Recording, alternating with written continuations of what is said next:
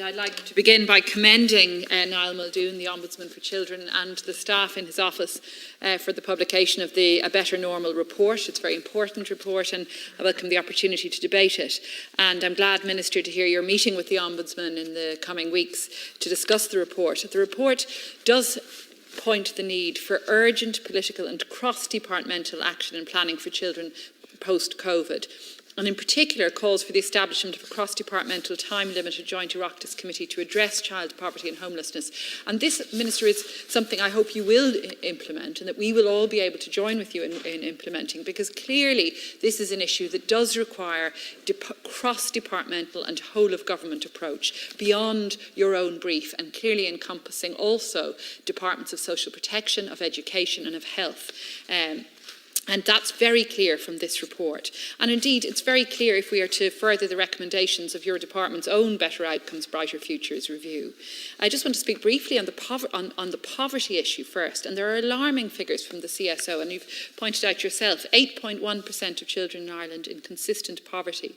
The Ombudsman's report points out that Ireland has missed its 2020 target of reducing by 70,000 the number of children in consistent poverty. But in addition to that stark figure, we also know that the CSO figures showing 15.3% of children at risk of poverty and 23.3% experiencing basic deprivation.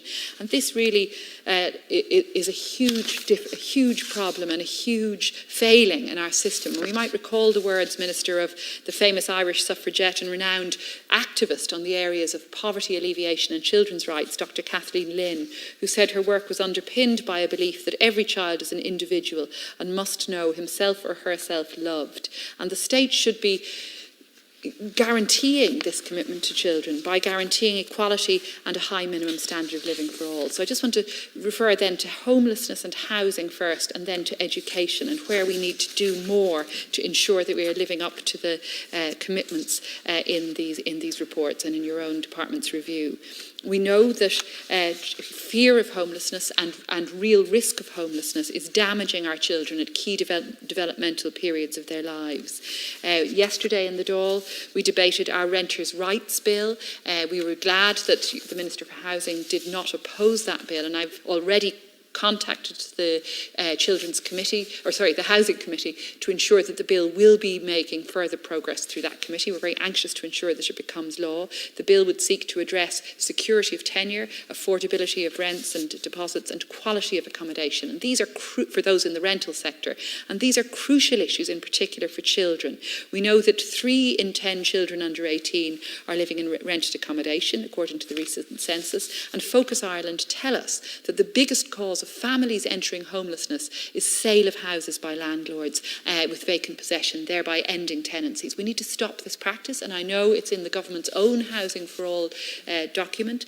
They're looking to legislate for tenancies of indefinite duration. Minister, our bill would provide for that, and it would therefore play a huge part, or could, if implemented, play a huge part in addressing that real fear of eviction that we've heard from so many individual constituents and respondents to our Labour survey that's having such an impact. One respondent who spoke to us last week, who's renting a home from a private landlord, told of her fears that her children might be without a home upon the impending expiration of the lease.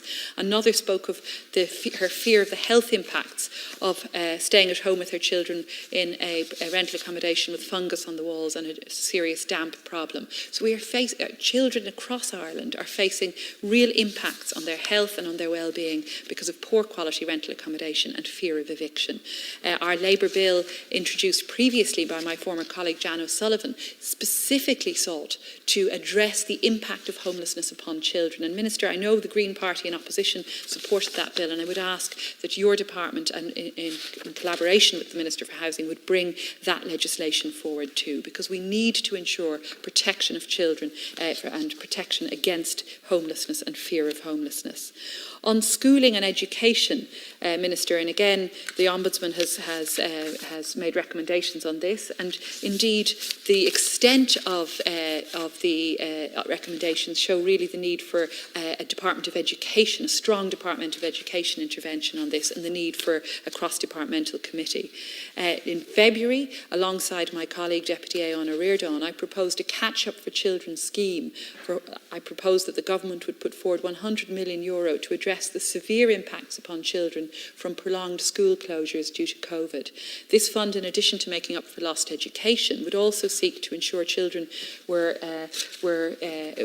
caught up with on extracurricular activities such as sporting activities, the arts, and indeed just personal and social development. And we know in particular that children who are vulnerable, children who are living in poverty, children with particular needs have had real setbacks in their development because of the closures of schools and associated activities.